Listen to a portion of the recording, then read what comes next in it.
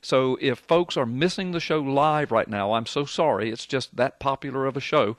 Don't worry, because you'll be able to hear it all tomorrow. Now, for those of you that are calling in, here are the ground rules. We got an hour and a half, so we've got several lines and they roll over. If you call and the lines are busy, just my advice is to put it in your what's it called, speed dial, your line memory. Put it in speed dial, and whenever you hear somebody ask a question and or hang up, then you just punch it and try to get in right behind them. If you get in the queue, be patient and hang on, because Mike's going to be answering questions and he's going to answer them thoroughly, and plus we'll have a few commercial breaks. So just because you're in the queue doesn't mean you're going to be up in 5 seconds. It might be 5 minutes before you're up, but if you'll hang on and be patient, we'll get you live on the air. Now, the only rule that I have is that no personal attacks. I mean, I've got my finger on the button here, the off button. If somebody calls up and just starts calling names and trashing Mike or me, I'm just going to cut you off and we're going to move on. But everyone else, it doesn't matter. I mean, you can disagree with this whole thing that Mike is doing and Arpaio's doing and that I'm doing. And you call and tell us why, though. Ask questions. I mean, tell us why. Give us evidence. You can agree, you can disagree. There might be things you're confused about, things you would like more information on, things that you'd like cleared up, questions you have. That's why Mike Zullo's here. He has nothing to hide. I have nothing to hide. We can tell you who does have something to hide, and we're going to tell you evidence that we've come upon lately, and things that may be getting ready to happen very soon. We'll tell you all of that. There are going to be revelations throughout this show.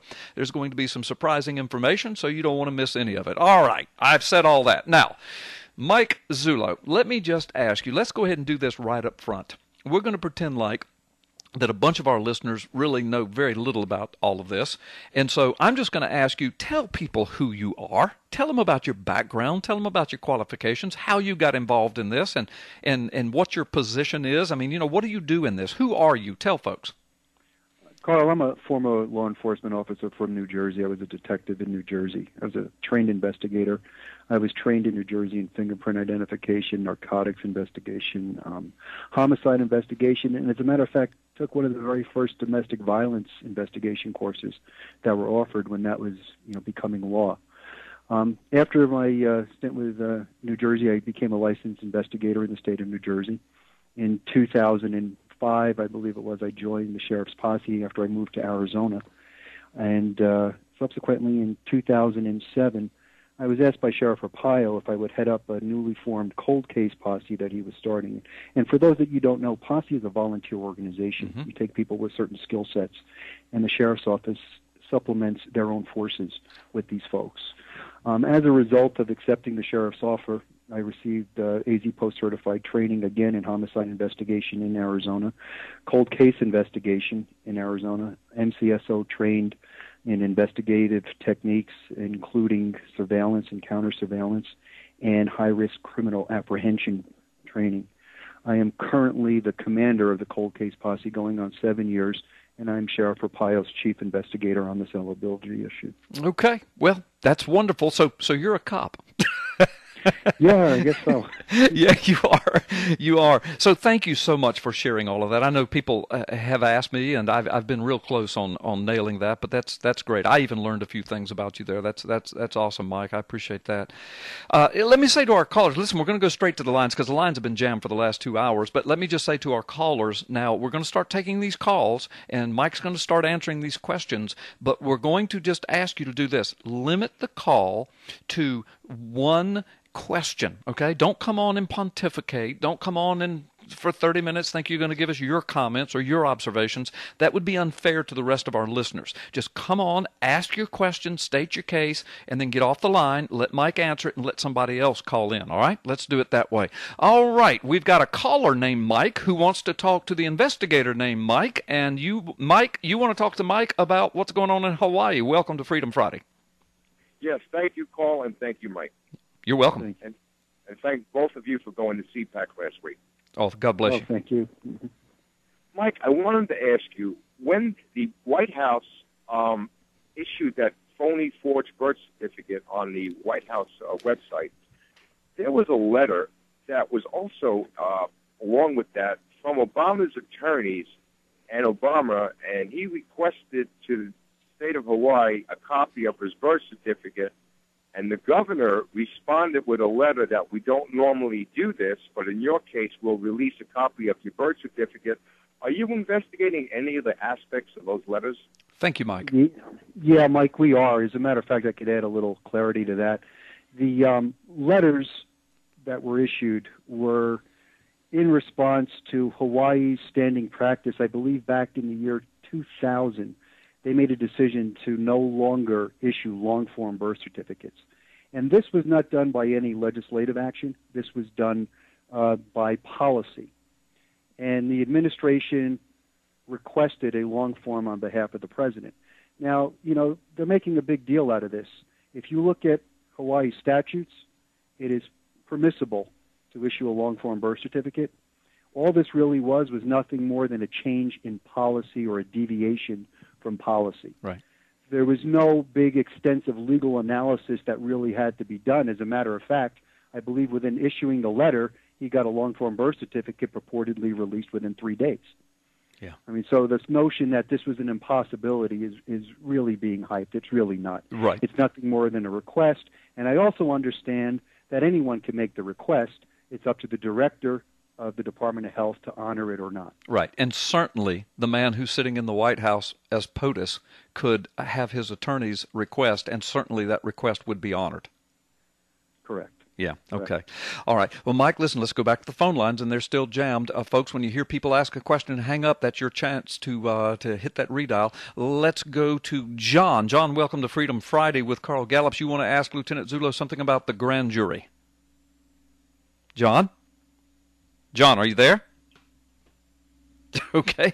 See, that's what happens, folks, when you're not patient. Listen, folks, let me just say this. If you're not willing to be patient, please don't call and tie up the lines, okay?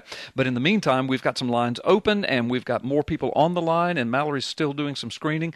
So, Mike, let me just ask you, when you were asked by Sheriff Arpaio to come on as the lead investigator for this case, the specific thing you were asked was to take a look at that long-form birth certificate that was finally released by the White House, and Obama stated that this is it, it's on the website, that's my birth certificate.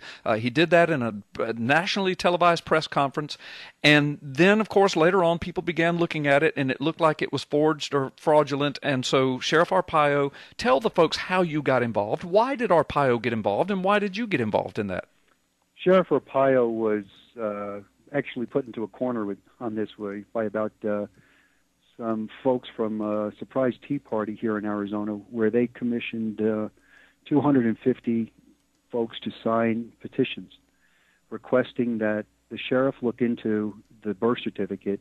They felt that this birth certificate had some problems with it, and they were in fear that their voting rights were going to be violated. Mm-hmm.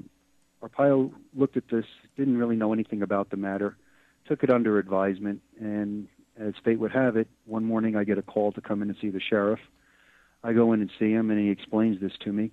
And, Sheriff Arpaio looked me right dead in the eye, and he goes, Mike, I don't really think there's anything here, but if we can clear the president, let's clear the president and move on. The country needs to move on from this. Mm-hmm. So that's how we took it. Okay. And that's how we got here. Okay. All right. Fantastic. And it's my understanding that you even had folks on the cold case posse at first that were, big Obama supporters and kind of snickered a little bit and said, well, this will be easy to deal with. Surely the man in the White House doesn't have a fraudulent birth certificate up there. We ought to be able to handle this pretty quickly. I know I'm paraphrasing, but didn't something like that happen? Yeah, we never picked anybody to work on this in the very beginning. Based on political affiliation or likes or dislikes. Right. As it unfolded, we found out where some of these people stood. And I myself, I was never following this. I mean, I heard about it. Right. I was not a political junkie. I never followed politics. I didn't think this thing was false either, to be candid with you. It was about 72 hours later that I had to call the sheriff and tell him, I think we have a problem. Right. And that's how we ended up in this almost now 19th month investigation. I think it's going closer to 2 years. Yeah, it's very close to it. All right, I think we've got John back on the line. John, welcome to Freedom Friday. Sorry we missed you a minute ago, but I'm glad you're back. You want to talk about grand juries. Go ahead. Yes. Hi, Lieutenant. How you doing, Pastor? Thank you. Doing great. Well, it's an honor to speak with you guys. Real quick, I just wanted to know why, with all the evidence that has been compiled, that a citizen's grand jury or a federal grand jury hasn't been assembled to take care of this problem and review the evidence that you guys have and just eliminate the situation. Okay, thank you so much, John. Mike, what do you know about citizens' grand juries, and would they have any jurisdiction or power in this? I mean, how does that work? Do you know anything about that? You know, what little I do know, I know that there is provision for a citizens' grand jury. I believe Justice Scalia recognized them in some opinion somewhere. But to be really candid with you, I think they would be more symbolic than anything else. And we have to be cautious as a law enforcement organization. We don't want to take our information, our evidence, and just put it out there for a symbolic gesture. Right. That's not what we're here to do. Right. I mean, we wouldn't be pursuing this if we didn't believe full-heartedly that we have the evidence required to drive the stake in the heart of this document. Right. And we're just not going to throw it out there just because someone desires to symbolize, you know, a patriotic act. As much as I could appreciate that, we just can't do that. Right. No, I understand that completely, and I'm so glad he asked that question, and I'm so glad you answered it. Let's go back to the phone lines. Shirley, welcome to Freedom Friday with Carl Gallups and Mike Zullo. You have a question about Congress for Lieutenant Zullo. Go ahead, Shirley. Yes, Mike. I mean, I'm not sitting here idle. I have faxed my senator. I faxed the prosecuting attorney. I've even sent emails to Inquirer that says, you've read it here first. I've accused him of running John Kerry with his child, Lorenzi Larez. I said, here's some news. Why don't you print it? I said, here's the facts. And I also know that Senator Blunt has known about this 41,000 people that impeach Obama because he made a remark on the other lady that's trying to, Oli or where. He made a remark when it came to 41,000. Here's my question. In Alan West, I heard that interview. If the Senate knows it, and the Congress knows it, and the House knows it, why do they keep bartering deals with him when it's void? He's not our president. Why do they keep doing this? I mean, everything that he's done has to be undone. He's not. Thank you, Shirley. I'm sorry. Okay, Mike, do you have an answer for? And then I tell you what, Mike, hold your answer. We've got to take a break. Okay, Mike? Okay. Okay, fantastic. We'll answer Shirley's question on the other side of this break. You're listening to Freedom Friday with Carl Gallups. Mike Zullo, lead investigator for the Arpaio investigation, our guest today. You don't want to miss the rest of the show. He'll be on for the next hour and 15 minutes.